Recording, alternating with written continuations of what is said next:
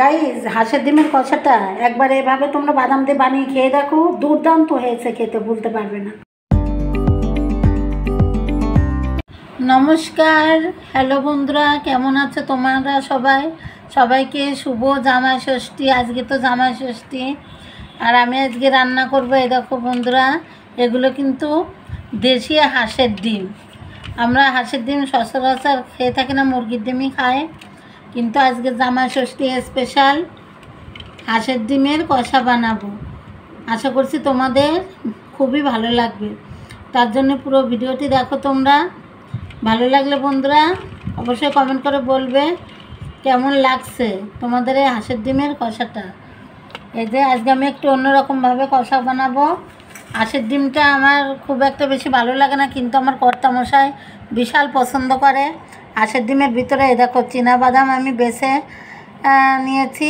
এই চীনাবাদামটা আমি মশলা যখন বাটবো তখন এই বাদামটা মশলার সঙ্গে বেটে দেবো, তাহলে একটা অন্যরকম হবে জিনিসটা, খেতেও দারুণ লাগে এভাবে রান্না করলে। পুরো ভিডিওটি দেখো আমি কেমন করে ডিমের কষা বানাচ্ছি। এই যে ডিমগুলো আমি কিন্তু সিদ্ধ করে নিয়েছি, এবার আমি একটা একটা করে ছিলে নিচ্ছি। গরম জলটা ফেলে দিয়ে আমি ঠান্ডা জলে ডিমগুলো দিয়ে দিয়েছি। এই যে ডিমগুলো এখন ছিলে নিচ্ছি। ছিলে টিলে আবার তোমাদের সঙ্গে চলে আসছি, তোমরা আমার সাথেই থাকো। ডিমটা রান্না করার জন্য আমি এই যে চলে এসেছি রান্না করে। মশলাটা এই যে বেটে নিয়েছি। এখানে আছে সাদা জিরে, শুকনো লঙ্কা, জিরে আদা, রসুন, পেঁয়াজ, এই সমস্ত কিছু দিয়ে আমি মশলাটা করে নিয়েছি। এবার আমি এই যে ডিমটা ছিলে বন্ধুরা, আমি একটা কাঁটা চামচ দিয়ে সমস্ত ডিমের গায়ে একটু ফুটো ফুটো করে দিয়েছি। কড়াই বসিয়ে দিয়ে তেলও গরম হয়ে গেছে, ডিমগুলো আগে ভেজে নেব। তার জন্য তেলের ভিতর দিয়ে দিচ্ছি আগে সামান্য একটু লবণ আর একটু হলুদ। এবার ছিলে রাখা ডিমগুলো দিয়ে দিচ্ছি।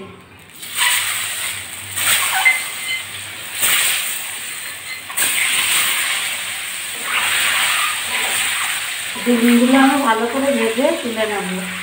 ডিমগুলো এই যে সুন্দরভাবে ভেজে তুলে নিয়েছি। এবার আমি রান্না করব। এই তেলের ভিতরে আমি তেজপাতা ফোড়ন দিয়ে দিলাম।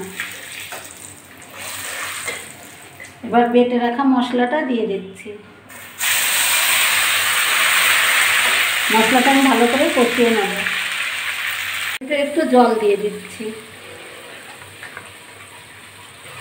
বন্ধুরা, আমি কিছুটা বাদাম পেস্ট করে দিয়েছিলাম, আর কিছুটা আমি গোটা এই যে চীনাবাদাম দিয়ে দিচ্ছি।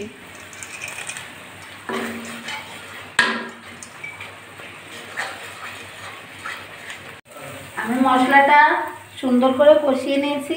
এবার স্বাদ মতো লবণ দিয়ে দিচ্ছি মশলার ভিতরে, আর দিচ্ছি হলুদ।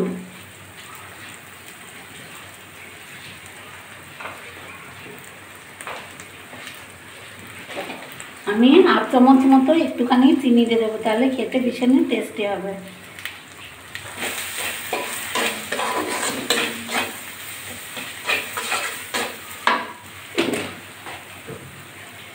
এবার আমি জলটা দিয়ে দেব।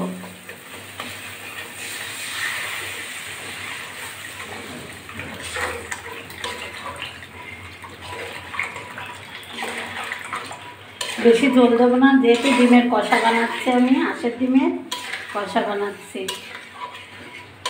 আমি জলটা লো টু মিডিয়াম আছে রেখে 5 মিনিটের মতো ঝোলটা ফুটিয়ে নেব। ঝোলটা ফুটিয়ে গেছে, আমি এখন ভেজে রাখা ডিমগুলো দিয়ে দিচ্ছি।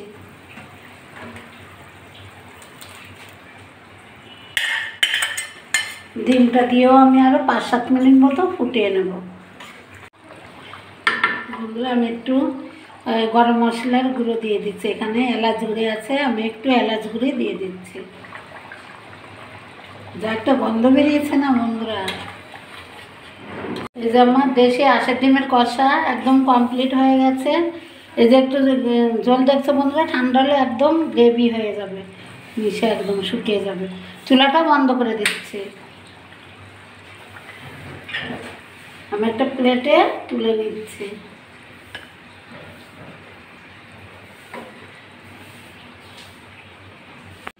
তো বন্ধুরা, এই যে জামাই ষষ্ঠী স্পেশাল হাঁসের ডিমের কষা আমার কমপ্লিট হয়ে গেছে। এই যে বাদাম দিয়ে করেছি। আর তোমরা একবার এই প্রসেসে রান্না করে খেয়ে দেখো, দারুণ লাগে খেতে। আবারও সবাইকে শুভ দুপুর, সবাই ভালো থাকো, টাটা সবাইকে।